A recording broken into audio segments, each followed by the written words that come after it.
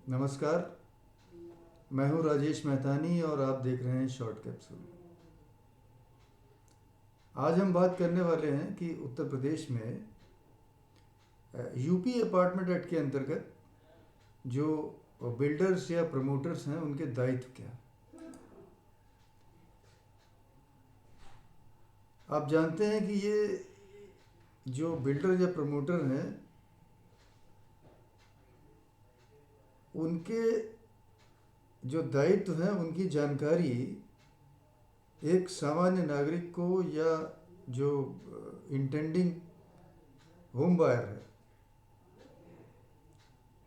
जो होने वाला घर खरीदार है, जो घर खरीदने वाला है, उसको होनी ज़रूरी है, तभी वो अपने अधिकारों का ठीक से प्रयोग कर पाएगा। तो इसीलिए आज हमने सोचा कि आज हम इस अधिनियम के अंतर्गत बिल्डर्स या प्रमोटर्स के जो दायित्व हैं उनकी चर्चा करें। तो जो बातें अधिनियम में कही गई हैं, जो कानून में कही गई हैं, केवल उनकी चर्चा करेंगे और बहुत संक्षेप में करेंगे। तो कोई भी ऐसा प्रमोटर जो किसी अपार्टमेंट को बेचने का इच्छुक है, वो इंटेंडिंग परचेजर को और कॉम्पिटेंट अथॉरिटी को, कॉम्पिटेंट अथॉरिटी को हिंदी में सक्षम प्राधिकारी भी कहते हैं, इसकी चर्चा हम अपने पहले वाली वीडियोस में भी कर चुके हैं कि सक्षम प्राधिकारी से तात्पर्य उस विकास प्राधिकरण के उपाध्यक्ष से है जिसके विकास क्षेत्र में यह कार्य हो रहा है। और यदि विकास प्राधिकरण नहीं है तो फिर कॉम्पिटेंट अथॉरिटी का आशय वहाँ के जिलाधिकारी या कलेक्टर से होगा। तो उनके समक्ष, यानी किसके समक्ष, इंटेंडिंग परचेजर और कॉम्पिटेंट अथॉरिटी, उनके समक्ष वो राइटिंग में ट्रू डिस्क्लोजर, ये सत्य सत्य सभी बातें सच्चाई के साथ उद्घोषित करेंगे, यानी उनके सामने प्रकटीकरण करेंगे। क्या क्या? Rights and title of the land and the building in which the apartments have been or proposed to be constructed, जिस भूमि पर वो बिल्डिंग बनने जा रही है या अपार्टमेंट बनने जा रहा है उसके बारे में, उसके जो अधिकार हैं और लैंड का टाइटल है उसके बारे में बताना है। और अगर किसी प्रकार के इनकम्बरेंसेस हैं, यदि उस भूमि पर कोई भार है या उस बिल्डिंग पर कोई भार है, उसके अगेंस्ट कोई लोन इत्यादि है, या कोई और टाइटल होल्डर है तो जो राइट टाइटल है वो बताना है। उसके विरुद्ध अगर किसी प्रकार का इंटरेस्ट है या क्लेम है किसी व्यक्ति का उस भूमि में या भवन में, तो उसके बारे में प्रकटीकरण करना है। वहाँ के प्लान्स और स्पेसिफिकेशंस जिनका अनुमोदन लोकल अथॉरिटी ने दिया हुआ है पूरी बिल्डिंग के बारे में या उस अपार्टमेंट के बारे में या उसके पार्ट के बारे में, उसके बारे में बताना है। कॉमन एरियाज एंड फैसिलिटीज़ के बारे में पूरे डिटेल बताने हैं। उसका जो अप्रूव्ड लेआउट प्लान है, जो बिल्डिंग प्लान है, वो उपलब्ध कराना है। जो फिक्सचर्स हैं, फिटिंग्स हैं, एमिनिटीज़ हैं, उनके नेचर के बारे में बताना है जो उस भवन में लगाए जाने प्रस्तावित हैं। इसके अलावा जो कार्य होने वाला है उसके डिज़ाइंस का, स्पेसिफिकेशंस का डिटेल, जो सामग्री प्रयुक्त होने वाली है, जो मटेरियल वहाँ यूज़ होगा, उसके मानकों के बारे में बताना है। जो प्रस्तावित बिल्डिंग में लगेगा, इसके अलावा सभी प्रकार के structural, architectural drawings, layout plans और विभिन्न प्रकार के नो ऑब्जेक्शन सर्टिफिकेट्स, जैसे फायर डिपार्टमेंट का, एक्सटर्नल और internal services plan of electricity, sewage, drainage और वाटर सप्लाई सिस्टम, ये सब एसोसिएशन ऑफ अलॉटीज को भी दिया जाएगा, पहले तो उद्घोषणा करनी ही है। इसके अलावा जितने प्रकार की आउट गोइंग्स हैं, जिसमें ग्राउंड रेंट है, म्यूनिसिपल या अन्य प्रकार के टैक्सेस हैं, वाटर एंड इलेक्ट्रिसिटी चार्जेस हैं, रेवेन्यू असेसमेंट्स हैं, मेंटेनेंस या कोई और चार्जेस हैं, इसके अलावा इंटरेस्ट ऑन एनी मॉर्टगेज और अदर इनकम्बरेंसेस अगर कोई हैं तो उस भवन, भूमि या अपार्टमेंट के संबंध में। इसके अलावा और कोई डॉक्यूमेंट्स यदि राज्य सरकार अपनी नियमावली में प्रेस्क्राइब कर दे तो उसके बारे में भी बताना होता है। इसके अलावा इंटेंडिंग परचेजर को और कॉम्पिटेंट अथॉरिटी को वो डेट बतानी है जिस डेट तक वो भवन पूरा हो जाएगा, डेट ऑफ कंप्लीशन। ये राइटिंग में बतानी है, राइटिंग में कि डेट ऑफ कंप्लीशन क्या होगी। इसके अलावा यदि कंप्लीशन में किसी प्रकार का डिले होता है तो उसकी पेनल्टी क्या होगी, और अगर अलॉटी की तरफ से कोई डिफ़ॉल्ट होता है जैसे नॉन पेमेंट ऑफ इंस्टॉलमेंट तो उसकी पेनल्टी क्या होगी, ये भी बताना है। इसके अलावा किन किन कंडीशंस में जो कैंसिलेशन है या विड्रॉल ऑफ अलॉटमेंट है वो हो सकता है, और अगर दोनों तरफ से किसी प्रकार के जो एग्रीमेंट में कंडीशंस हैं उनका अगर वायलेशन होता है तो कंपनसेशन क्या होगा, किस प्रकार से होगा, किस एक्सटेंट तक होगा, ये बताना है। इसके अलावा जो इंटेंडिंग परचेज़र हैं उनसे फ़ोटोकॉपिंग के चार्जेस ले करके, ये जितने डॉक्यूमेंट मैंने ऊपर तक आपको बताएं ये वो ले सकते हैं, जो फ़ोटोकॉपिंग के चार्जेस हैं प्रमोटर ले करके ये सारे डॉक्यूमेंट्स जो इंटेंडिंग परचेज़र है उनको उपलब्ध कराए जाने हैं, जो प्रोस्पेक्टिव बायर है उसको उपलब्ध कराए जाने हैं। यदि बिल्डिंग या अपार्टमेंट जो किसी प्रमोटर द्वारा बनाया जा रहा है जहाँ कहीं भी, तो वहाँ जल संस्थान से, Uttar Pradesh power corporation limited से या लोकल अथॉरिटी से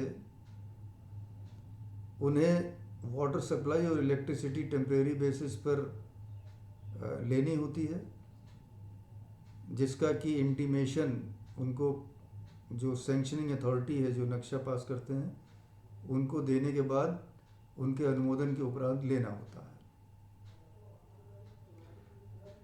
लेकिन इसमें एक शर्त है, एक इसमें प्रोवाइजो भी बताया गया है, एक परंतु बताया गया है कि जहाँ कहीं जल संस्थान या पावर कॉरपोरेशन या लोकल अथॉरिटी, उन्हें अगर सैंक्शनिंग अथॉरिटी यानी जिस अथॉरिटी ने उनका मैप अप्रूव किया है, नक्शा पास किया है, अगर वो उनको इंटीमेशन देते हैं कि ये किसी प्रकार का ये जो निर्माण कर रहे हैं ये अप्रूव प्लान के उल्लंघन से कर रहे हैं, कोई contrary to the approve plan हो रहा है, या किसी प्रकार की जो डेविएशंस हैं जो परमिसिबल लिमिट थी वो हो रही हैं, ये इंटीमेशन अगर दी जाती है सैंक्शनिंग अथॉरिटी द्वारा जल संस्थान को या पावर कॉरपोरेशन को, तो फिर उनके द्वारा पानी की या बिजली की सप्लाई रोकी जा सकती है। बस एक शर्त है कि अगर पानी की सप्लाई जल संस्थान रोकने वाला है सैंक्शनिंग अथॉरिटी की संस्तुति के उपरांत, या पावर कॉरपोरेशन बिजली की सप्लाई रोकने वाले हैं सैंक्शनिंग अथॉरिटी की संस्तुति के बाद, तो उनको एक शो कॉज नोटिस देना होगा और सुनवाई का अवसर जरूर देना होगा। बिना शो कॉज नोटिस दिए और सुनवाई का अवसर दिए जल आपूर्ति या विद्युत आपूर्ति अर्थात वाटर सप्लाई या इलेक्ट्रिक सप्लाई रोकी नहीं जाएगी। इसके अलावा जो प्लान्स हैं, स्पेसिफिकेशंस हैं और जो पर्टिकुलर्स अभी हमने ऊपर देखे, इनके सैंक्शनिंग के बाद जो प्रेस्क्राइब्ड सैंक्शनिंग अथॉरिटी है, अर्थात जिन्होंने इनका मैप अप्रूव किया था, इंटेंडिंग परचेजर या प्रोस्पेक्टिव बायर जो घर खरीदने वाला है, जिसे घर मिलने वाला है, वो अगर शिकायत करता है, वो अगर डिस्क्लोज करता है कि रिटन एग्रीमेंट जो है, जो कंसर्न रजिस्टरिंग अथॉरिटी है उनके साथ हुआ है और उसमें कुछ वायलेशन हो रहे हैं, तो कॉम्पिटेंट अथॉरिटी एक्शन ले सकती है। तो प्रमोटर उसमें माइनर चेंजेस जो निर्माण होने वाला है उसके स्ट्रक्चर में माइनर एडिशन अल्ट्रेशन, अगर कोई ओनर या ओनर्स जो प्रोस्पेक्टिव होम बायर या होम बायर्स अगर उसमें माइनर चेंजेस की डिमांड करते हैं, उनकी सहमति से वो कर सकते हैं, या कोई आर्किटेक्चरल या स्ट्रक्चरल रीज़न हो गए जिसके बारे में किसी ऑथराइज आर्किटेक्ट ने या इंजीनियर ने संस्तुति की है, तो ये माइनर एडिशन अल्ट्रेशन कर सकते हैं। मेजर के बारे में मामला डिफरेंट है। और इसमें भी एक परंतु कहा गया है, एक प्रोवाइजो यानी अपवाद के बारे में कुछ कहा गया है कानून में कि प्रोमोटर प्लान स्पेसिफिकेशन इत्यादि में किसी प्रकार का ऑल्ट्रेशन नहीं करेगा, और अगर करना है तो उसके लिए जो इंटेंडिंग परचेजर है उसकी कंसेंट, और वो भी प्रीवियस कंसेंट, ये नहीं कि करने के बाद कंसेंट लेने पहुंच गए, प्रीवियस कंसेंट, जो प्रोजेक्ट आर्किटेक्ट है, प्रोजेक्ट इंजीनियर है, उन सब की कंसेंट लेने के बाद जो सैंक्शनिंग अथॉरिटी है, प्रिस्क्राइब सैंक्शनिंग अथॉरिटी, उनकी परमिशन लेनी पड़ेगी। यहाँ दो बातें हो गई, कुछ लोगों की कंसेंट है और उस कंसेंट किसकी है, इंटेंडिंग परचेजर की, प्रोजेक्ट आर्किटेक्ट की, प्रोजेक्ट इंजीनियर की, इनकी कंसेंट, और कंसेंट लेने के बाद जो सैंक्शनिंग अथॉरिटी है उनकी परमिशन, उनकी अनुमति। और एक बात और ध्यान रखनी है कि वो जो भी ऑल्ट्रेशन करेंगे वो ऐसा कोई ऑल्ट्रेशन नहीं करेंगे जो बिल्डिंग बायलॉज में, भवन उपविधियों में अनुमन्य नहीं है। ऐसा कोई ऑल्ट्रेशन करना उनको, उसकी अनुमति उन्हें नहीं मिल सकती। अपार्टमेंट किसी प्रमोटर द्वारा किसी व्यक्ति को ट्रांसफ़र किया जा सकता है, लेकिन उसके पहले completion certificate prescribe sanctioning authority द्वारा लिया जाना अनिवार्य है। हमारे बहुत से मित्र कहते हैं कि रेरा जब से आया तब से कंप्लीशन सर्टिफिकेट की बात आई है, उसके पहले नहीं था। उसके पहले भी था, यूपी अपार्टमेंट एक्ट में उसकी धारा 4(5) में ये व्यवस्था थी कि बिना कंप्लीशन सर्टिफिकेट के, और कंप्लीशन सर्टिफिकेट जारी करते समय जो सैंक्शनिंग अथॉरिटी है वो उसकी जो बिल्डिंग बायलॉज में व्यवस्था है उसके अनुसार उसकी जांच करके तभी कंप्लीशन सर्टिफिकेट जारी करेंगे। कंप्लीशन सर्टिफिकेट जारी करने की व्यवस्था आज भी वही है, जो बिल्डिंग बायलॉज में व्यवस्था दी गई उसके अनुसार करना। तो ये पहले से ही यूपी अपार्टमेंट एक्ट में भी यहाँ व्यवस्था थी कि बिना कंप्लीशन सर्टिफिकेट, और कंप्लीशन सर्टिफिकेट जो सैंक्शनिंग अथॉरिटी जारी करेंगी वो बिल्डिंग बायलॉज में जो बातें कही गई, जो प्राविधान है, उनके अनुसार ही कंप्लीशन सर्टिफिकेट जारी होगा। और कंप्लीशन सर्टिफिकेट जो है वो सेल, डेट ऑफ सेल जो एग्रीमेंट की डेट है उसके 2 साल के अंदर उसमें लेने के लिए कहा गया था। देखिए, अब यहाँ जो रेरा आने के बाद उसमें कहा गया है कि जो रेरा अधिनियम है वो जो पूर्व में कानून थे उनके अतिरिक्त है। यानी उन कानूनों के होते हुए भी वो कानून लागू रहेंगे, सारे कानून अपना काम करेंगे, लेकिन अगर कहीं कोई प्राविधान रेरा से कॉन्ट्राडिक्टरी है तो रेरा का प्रभाव अधिभावी प्रभाव होगा। तो यहाँ पर जो रेरा की गतिविधि है, जो रेरा अधिनियम में प्राविधान है, उसके अनुसार कार्रवाई की जाएगी। अच्छा, अब कंप्लीशन सर्टिफिकेट लेने के बाद और फिजिकल पोजीशन अलॉटीज को देने के बाद प्रोमोटर की ये रिस्पॉन्सिबिलिटी होगी कि जो कॉमन एरियाज और फैसिलिटीज़ हैं उसका पोजीशन वो एसोसिएशन ऑफ अलॉटीज को सौंप दें और उसके साथ सारे ओरिजिनल प्लान्स और डॉक्यूमेंट्स भी उनको सौंप दें। कहीं कहीं कुछ एसोसिएशन ऑफ अलॉटीज की तरफ से ये शिकायतें आती हैं कि साहब प्रमोटर ने हमको प्लान्स और सारे डॉक्यूमेंट्स के ओरिजिनल हमको नहीं दिए। तो ये क्लियर कट कहा गया है यूपी अपार्टमेंट एक्ट में कि एसोसिएशन ऑफ अलॉटीज को या एसोसिएशन ऑफ अपार्टमेंट ओनर्स को कब्जे के साथ, कब्जा किसका मिलेगा उनको, कॉमन एरियाज एंड फैसिलिटीज़ का, उसके साथ सभी ओरिजिनल प्लान्स और बाकी सारे डॉक्यूमेंट्स उनको दे दिए जाएं। और एक शर्त और कही गई है कि जो फिज़िकल पोजीशन जो कॉमन एरियाज़ का और फैसिलिटीज़ का एसोसिएशन ऑफ अलॉटीज़ को दिया जाएगा वो कंप्लीशन सर्टिफिकेट जारी होने के 1 वर्ष के भीतर ये हो जाना चाहिए, या ऐसी तिथि जिस तिथि पर 75% अपार्टमेंट जो है वो हैंड ओवर किए जा चुके हैं अलॉटीज़ को, इन दोनों में से जो पहले हो जाए। अब इसमें एक कंडीशन ये भी कही है कि जो प्रमोटर है, जो बाकी बचे हुए अपार्टमेंट, हमने 75% की बात की, तो उसके सेल की रिस्पॉन्सिबिलिटी और ट्रांसफ़र की रिस्पॉन्सिबिलिटी जो बचे हुए अपार्टमेंट है वो प्रमोटर की होगी।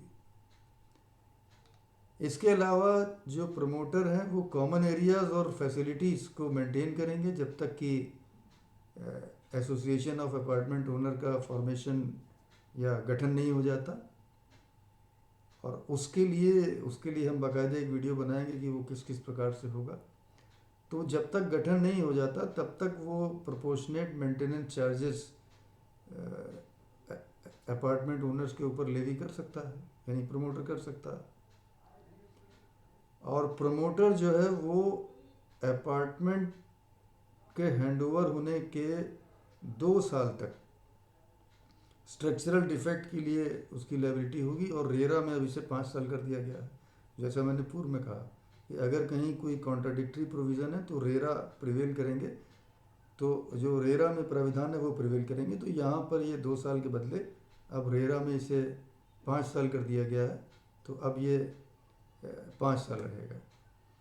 तो क्योंकि यहाँ 2 था वहाँ 5 है, तो जो रेरा में कहा गया वो होगा। इसके अलावा जो प्रमोटर है वो सभी लोकल टैक्सेस, जिसमें house tax, water tax, sewer tax, ये सब देते रहेंगे जब तक कि सबलीजेस एग्जीक्यूट नहीं हो जाती हैं अपार्टमेंट ओनर्स के फेवर में। तो आज हमने देखा कि उत्तर प्रदेश में यूपी अपार्टमेंट एक्ट के अंतर्गत प्रमोटर्स के दायित्व क्या है। तो समय समय पर हम यूपी अपार्टमेंट एक्ट के और कुछ बिंदुओं पर भी चर्चा करेंगे, रेरा के भी कुछ बिंदुओं पर चर्चा करेंगे। जैसे जैसे हम देखते जाएंगे किन विषयों पर जैसे हमारे पास डिमांड आती है उस प्रकार से हम चर्चा आगे बढ़ाएंगे। तो आज इस विषय पर यहीं तक। यदि आपको मेरी ये बातचीत अच्छी लगी हो, यदि आपको ये मेरा वीडियो पसंद आया हो और अभी तक आपने इसे सब्सक्राइब न किया हो तो कृपया इसे सब्सक्राइब कर लें, मेरे चैनल को सब्सक्राइब कर लें। और साथ में ये भी अनुरोध है कि कृपया इस वीडियो को लाइक अवश्य करें और अधिक से अधिक शेयर अवश्य करें, ताकि मेरी ये बातें अधिक से अधिक लोगों तक पहुंच सकें और अधिक से अधिक लोग इसका लाभ उठा सकें। अगली वीडियो में फिर किसी नए विषय के साथ आपसे बातचीत करेंगे, मुलाकात करेंगे। आज आपने मेरा वीडियो अंत तक देखा, इसके लिए आभार। इस वादे के साथ कि बहुत जल्दी फिर मिलेंगे, आज हम आपसे विदा लेंगे। बहुत बहुत धन्यवाद, आभार, नमस्कार।